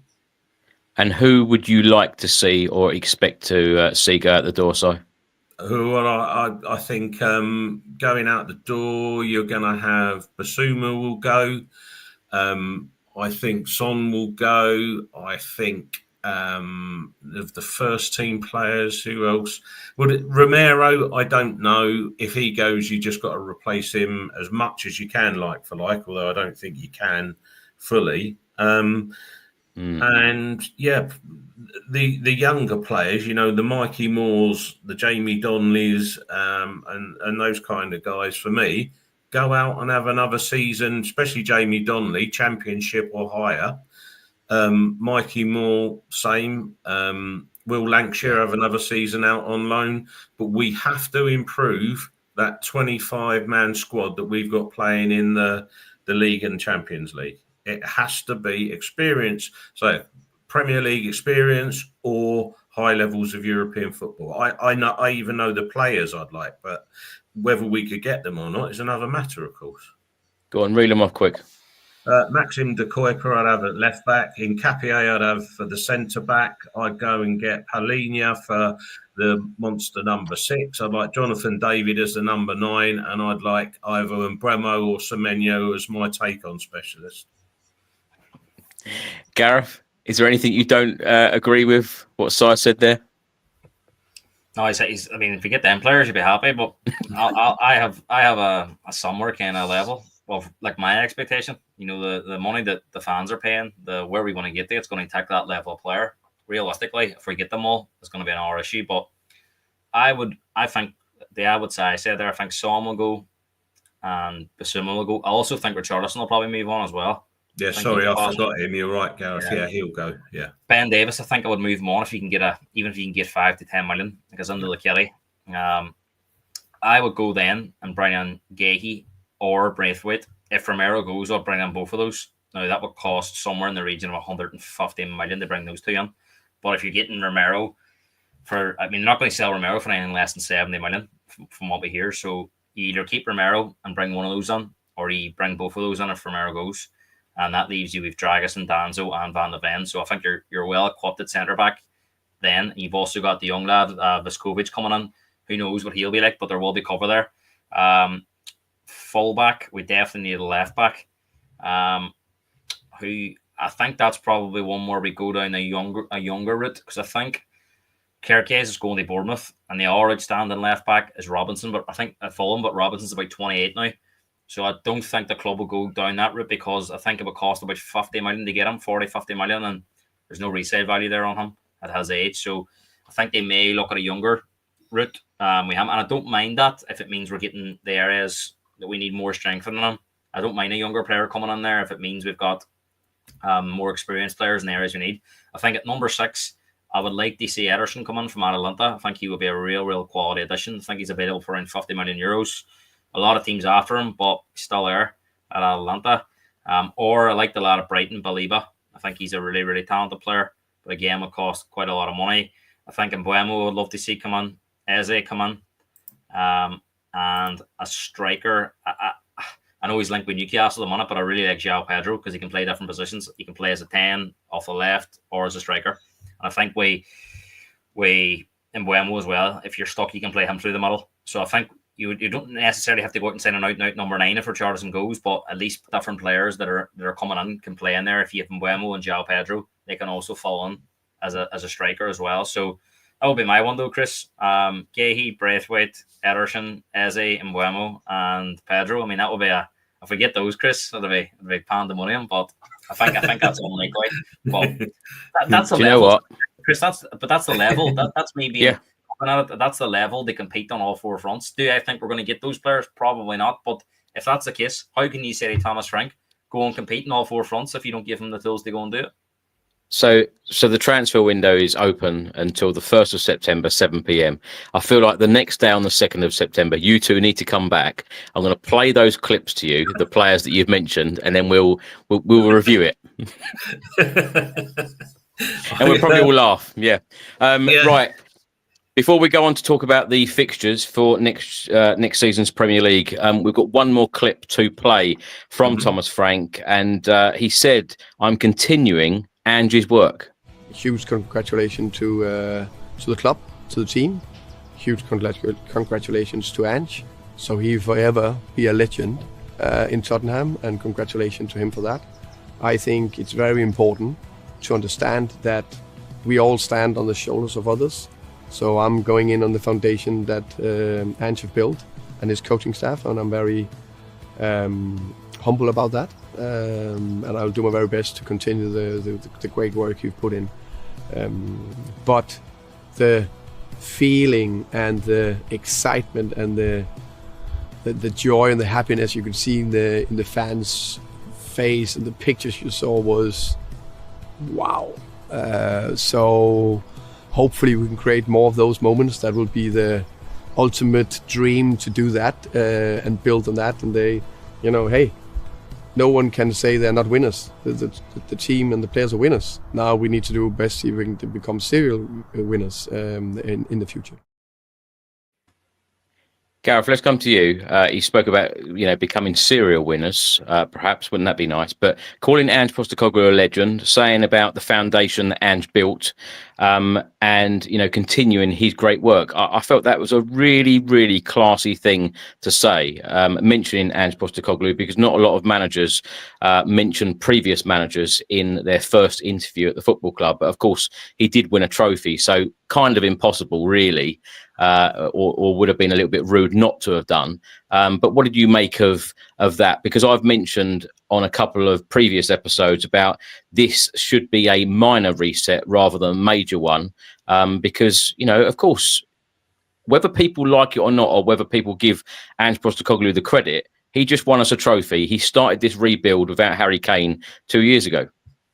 Yeah, I meant to say there, Chris, as well. Some of the players have forgot about it and known. If he can get fees in for Solomon and Brian Hull, that adds to the kitty. But he's still on transfers. That's that guy. But no, what I would say is, I don't think we're in as big of a mess as we were when Ange came in. I think Mourinho and Conte, there was a lot of players needed to move on. Me and Si have referenced there maybe 3 or 4 players that need moved out. You're right. It doesn't require massive. I think we need, for the players who move out, we need to see a massive upturn in quality coming in. But we don't need to get rid of 10 players. So I think we're in a better shape. I think the dressing room's in better shape in terms of, I think everyone's working towards the same goal. I think we've got a lot more of a connection with some of the players than we did under previous managers as well. So no, Ange's definitely done good work here. But I think what was lacking was the tactical structure to take us to the next level. He done really well. They won the Europa League. Let's give him credit for that. But in terms of an actual season campaign, the points tally over the 66 games that was referenced in the club statement tells its own story, Chris. Yes, there was injuries, but that was a coaching group that was unable to get the best out of the players, and that's the damning part of a coach. That's your fundamental. Are you getting the best out of the group? And over a consistent period of time, this coaching group led by Ange Postecoglou wasn't. Whereas we've referenced there a number of times that Thomas Frank was struggling at Brentford, and he somehow still found a way to make Brentford competitive, and that's the main difference between the two. So, Chris, yes, it was a brilliant statement, and I think that's what you'll see with Thomas Frank. He is a very classy operator. So It didn't surprise me that he mentioned that, and I think he realizes a bit like what he's leaving behind at Brentford. The next manager coming in at Brentford's got a platform to build on, basically the same kind of platform that Thomas Frank's got at Spurs. And look, isn't it nice to be coming in as well, knowing that stick we've been beat with for so long about they haven't won anything, that's gone, so they can kind of focus on getting up the table now, and obviously being competitive in the cups. But at least for now, no one's going to turn around and say, "Oh, Spurs don't want anything," because we've just won the Europa League. So there's a bit of pressure released that way, and a bit like what we've seen with. I know it was a different scale, but Brendan Rodgers done a lot of great work at Liverpool, but he wasn't the right man to get Liverpool back to the very, very top. They needed a Jurgen Klopp to do that. So will this be the next step in Spurs getting back to being a competitive top 4 team and can compete for trophies? And this time being the difference, when we did under Pochettino, this time being the difference that Thomas Frank can deliver when it comes to the big moments, which Pochettino, unfortunately, his teams couldn't do. So under that period of Pochettino, Chris, we were a really, really top team. We just couldn't get over the line. So I'm hoping now with the structure that the club have put in place. We've got a manager in that can develop these younger players, give them the knowledge, the understanding of their tactical, of what they need to be at this level to compete. Daniel Levy gives the manager a lot more help, and he needs to give them a lot more help in the transfer budget, bringing in experienced players. And Chris, all of a sudden things can start falling into place, and we can be a team that can start pushing on and competing for those major honours, because we say it enough. This is a massive football club. We've proved that to everyone in Bilbao that maybe thought that Spurs weren't a big club. You only had to open your eyes in Bilbao, and you've seen it all over the news. The people who weren't there, people were saying to me, I couldn't believe that Spurs got 250,000 people at their parade. And I says, well, I can believe it, because I know how big this club is. And I think this is a club that is ready to win and ready to compete. And if we get everything right now in the background, and Thomas Frank's already do what we know he can do, then there's no reason why this season and the next few seasons can't be a successful one. Do you know, over the last couple of years, I've been uploading all of the post-match press conferences, and every single time I've uploaded any Thomas Frank press conference, the Spurs fans have always been very complimentary about him, while, of course, managing Brentford. And I can't say that for a lot of the others that we upload, because normally they're getting a lot of abuse and a lot of stick or a lot of sarcastic comments. But the comments made from Spurs fans about Thomas Frank in the past couple of years have been very, very complimentary. Chris, and I think that says a lot. He's a class act, and as I've been banging on about, he has that emotional intelligence. Yep. So that makes him so humble, down to earth, engaging, etc. That will stand him in good stead with the maelstrom that is Tottenham Hotspur Football Club et al. Chris, I also think it's very important as well that he's very much liked amongst the media. And I think when you have that reputation, Sky Sports love him, Match All Day love him, Talk Sport love him. And I think when you've got people that like you, then you'll see positive PR about Spurs, where I think Ange had, all the media had turned against him by the end. And that was putting even more pressure on the club and more pressure on Ange. So I think having that kind of manager that's very, very good with the media, and they respect him, they like him, and he's a very class reporter, will only help Spurs as well. Yeah. Right, lastly, and as per usual, I said to the guys that we're only be about an hour on this podcast, and it's now nearly 2 hours, so we'll wrap this up pretty quickly. We'll get both your reactions to the Premier League fixtures being announced for the 25-26 season. Of course, the season, it feels like it's only just ended, but now we're all excited for the new season, and it is a couple of months away. Of course, we do start at the Tottenham Hotspur Stadium on the opening weekend. It is down for Saturday, the 16th of August at the moment. I know we've got the Super Cup final on the Wednesday, so this game should probably will be changed to the Sunday, but Tottenham will face Burnley at 3 p.m. on Saturday. It's down for at the moment. We will then face Manchester City at the Etihad the week later, and then Bournemouth at home. So they are the first 3 Premier League games, and then it will be the international break. We will then come back, face West Ham United away, and then we will be in Champions League action. Now, interestingly, the Champions League games, of course, we'll be playing 8 of them, 8 group stage games. But we will be playing 6 Champions League games in the matter of 3 months, between the middle of September to the middle of December. That is going to be a very, very hectic schedule. And of course, the Carabao Cup starts then as well. And then going into the January, that's when the FA Cup starts. And like you guys have already touched on, and like Daniel Levy has said, we want to be fighting on all four fronts. So, games are going to be coming thick and fast. Notable dates: Arsenal away on the 22nd of November, Arsenal at home on the 21st of Feb. The Chelsea games, London derbies, the home game will be on the 1st of November, and then our penultimate game of the Premier League season away at Stamford Bridge on the 17th of May. And let me add as well, in Premier League history, we have only won once away at Stamford Bridge, and Thomas Frank, in his 4 seasons at Brentford, he has won 3 out of 4 at Stamford Bridge. So I'm personally hoping that he delivers our 3 points at Stamford Bridge that evening. So what do you make of the fixtures? Because I also should add as well, our first 11 Premier League games, we are facing one top 5 side in our first 11 games. This does seem very favourable, but of course, like the old saying goes, there's no easy game in the Premier League. There isn't. I'm not one of these fixture fanatics where I get all het up about when we're playing, who and when. We play them twice in a season. All I look for is we've got a home game to start, a home game to end, and other than that, I don't really care what happens in between. And again, I just keep coming back to the same thing. If you've got the squad to cope with it, it doesn't matter who you play and when. You just need the tools to do the job, don't you, right the way through? And Do you know, Si? I was on Sky Sports earlier, and I feel like whatever question they gave me, that's all I said. Yeah, we need a better squad. We need experienced players. We need a better squad. Yeah. I was given the same answer. I know, but that is the long, tall, and short of this, And in terms of the start is favourable to us. Let's not beat around the bush. There's teams in there that we should be looking to beat. But like I said, to me, you don't know when you're going to get injuries. You don't know who's going to be available for what games. You don't know about suspensions. You don't know about, pretty much anything that can happen in a season. You don't know what we're going to do in the January transfer window. So for me, we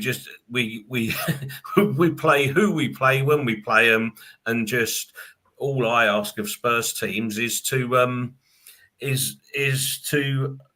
compete in the games when we play anybody. So yeah. And for me, I always chuckle. In my ideal world, I would like us to achieve something significant by beating Chelsea at Stamford Bridge. That's my idea of a dream season. So to have it second game from the end, come on Spurs, make it happen for me. Well, let's hope that game is all about the battle for top four as well, Si. I want to be loftier than that, Mr. Cowlin. I'm being realistic. I know, mate. Let me also add that on our fixture list, it appears that Spurs are not playing on Boxing Day. We'll actually be playing on Saturday, the 27th of December, Crystal Palace away. No game on New Year's Day either. So we've actually got 4 games in London between the 20th of December and the 3rd of Jan, which is good for the players, I feel. Gareth, what do you make of the fixture list? Do you get carried away when it comes to this sort of stuff? Burnley at home, first of all. I suppose, without disrespecting Burnley, if you were a manager or indeed us fans, if you could choose a game to kick off the season, it would be against a newly promoted side playing at home, wouldn't it? Well, they would have been high on the list as a potential opponents. I mean, that's a dream start. I think you're playing a team that have come off from the Championship, and it's going to be a big ask for them to come there and get a result. Hey, nothing's impossible. It's a Premier League, but I'm going to disagree with you for the first time tonight. But I do think it is important to get a favourable start. I mean, we seen Liverpool last year; they had a very, very favourable start, and they never stopped after that. If you see the start that Arsenal, Man United have, you're already thinking that the managers could be under pressure if them results don't go right. And especially with a new manager coming in, it would have been the same last year with Slot. If he had a really, really difficult start and lost a few of them games, then people would have been saying, oh, if he got disappointment right. Where I think, Frank, I think you were saying there, Chris, I think the Chelsea game is the 10th game, and I think that might be the second game against the top 5 team from last season. So if you look at that, that's a really, really positive start. You look at some of the games on there, a lot of those teams finished in the bottom half last year. That's not to say they'll finish in the bottom half this year, but I think if you look at it, Burnley at home is a great start. Man City away, Man City notoriously take time to get warmed up. So, and we've had a great record against Man City as well. So I'm not too, for whatever's about Man City, we seem to really do well against Man City. So you could arguably look at that as if you were going to play one of those big teams, Man City is the one for us. Bournemouth are having a lot of interest in their players. They're being ripped apart. It looks like Kerkez is going to move on. Semenyo is going to move on. So they might need a bit of time to get up to speed. So it could be a good time to hit them. West Ham away is always a difficult game, but winnable. They didn't have a great season last year.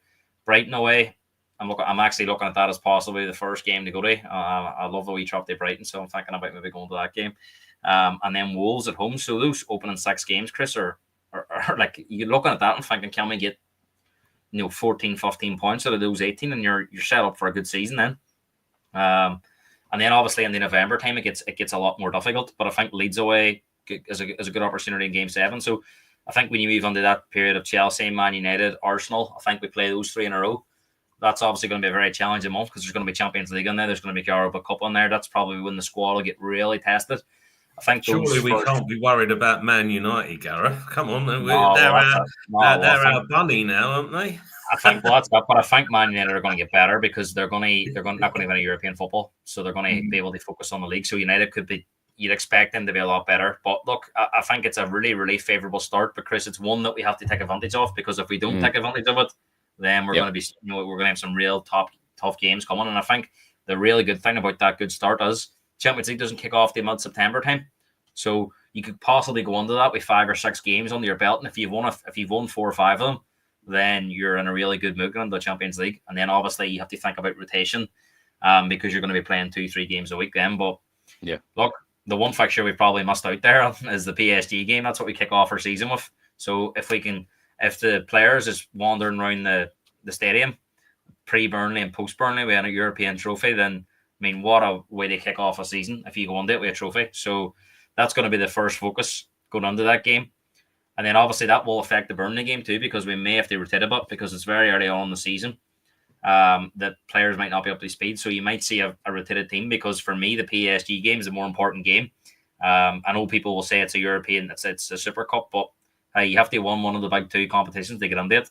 And it's very easy for fans to sit there and go, well, it's not a big trophy. Of course, it's a big trophy. We're playing the champions of Europe, and possibly could even be playing the champions of the world. PSG are the favourites. They won the Club World Cup, and that might help us, Chris, because we know how good PSG are. But if they get to the final of the Club World Cup, they have to, by law, take 3 weeks off, I think, or by FA or by their guidelines, they have to take at least 3 weeks off.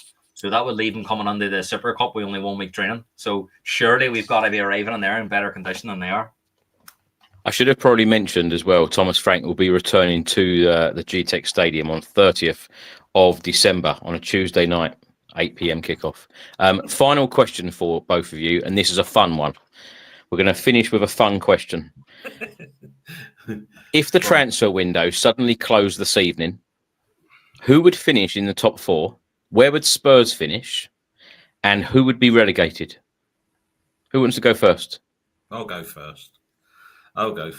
So top 4 for me will be Liverpool, Manchester City, Arsenal. In this order? Yeah. In this order, yeah? Yeah, Liverpool, Manchester City, Arsenal and Newcastle. Spurs will finish 8th. And the 3 teams coming up will be the teams that get relegated. Okay. Gareth? Man City first, I would go. Liverpool second. Arsenal third. Aston Villa fourth, just because they're not in the Champions League. I think they would benefit out of that, with Newcastle being in the Champions League and all those other teams. I think we would really struggle because of the level of games we'd have to be playing and the squad we have. I think we'd be lucky to finish top half, to be honest. I'd say maybe 10th. And the bottom 3, I think this might be the year the tradition breaks. I'm going to say that Leeds stay up. And I think they'll have enough. I think they'll attack the market too. I know you says if it closes, but I think Leeds will be in good condition. They have a lot more experience too than some of the other teams that Leeds have been in the league. And they're a big club that Ellen Road will be a tough place to go to. So I'm going to say that Burnley and Sunderland struggle. And mine was on the basis that you said, Chris, the window shuts now and there's no additions. So that's why I think the 3 coming up without additions wouldn't survive. I'm going to say Wolves, because I think they've already lost players in Cunha and Al Nouri, and I think they're going to struggle to replace them. So I'd say Wolves to go down. Good show. I think what Si was saying to you, Gareth, that he listens to the question and you don't. I know what you meant, Si. Yeah. But I agree with Gareth, actually, on the Premier League champions. I think Manchester City are going to do it. I think it's probably been very painful for them. It's been a very painful season for them. Pep certainly isn't used to that. And I feel like they're going to go really big in this transfer window. And I feel like it's going to be a real battle next year, but I think City will do it. But yeah, can't wait for the season to start. But as all of us have said, on multiple occasions, including multiple times on this podcast, Spurs must go big, get those experienced players in, because it's interesting. That's why I asked that question. One of you have said 10th, one of you have said 8th. So if that is the case, that if the transfer window closed now, we'd finish in that place, then, you know, we certainly need to improve that. But, you know, a good run in the Champions League as well would be great. Gareth, thank you so much for joining me, and particularly at such short notice. So thanks so much for all of your time and input. I've really enjoyed our chat this evening, the three of us. Gareth, where can people find you on social media? What are you up to? Anything exciting at the moment? Thanks, Chris, for having me on. It's always a pleasure to come on and talk about Spurs, especially in the off season when there's no games going on. So it's always pressure's always off. It's busier now. Well, that's that. But you don't have to worry about a bad result coming on the podcast. But no, it's all very positive at the moment, I think, Chris, because I think we're all kind of cautiously optimistic that this might be a busy summer and a good one. So at the minute, Chris, flat out with football. It's busy in the summer over here with football tournaments. So I'm here, there, and everywhere. So you can find me on Twitter there at Gareth Spurs, and you can usually find me on here talking about Tottenham. It's always great to be part of the biggest Spurs podcast going, Chris. So thanks for having me on. And like Sai said at the start of the show, congratulations on the 175k subscribers, because, you know, everyone watches the podcast wouldn't know you personally, but the much work that goes into it is crazy. So fair play to you, Chris, and I wish you all the best for the 2025-26 season. There you go. Thank you so much, mate. And Sai, what are you up to? Where can people find you if you want them to? You can find me hanging around on Twitter and street corners. Both free Daniel Levy's account. Generally with a beer or a brandy in my hand. We've got a busy or an account sheet. Yeah. So, well, we got a couple of deals going down at the moment, so that's good. So I'm happy with that. Take my usual sabbatical in August. I'm back for, you know, the start of the season. Just enjoying life. Love my granddaughter.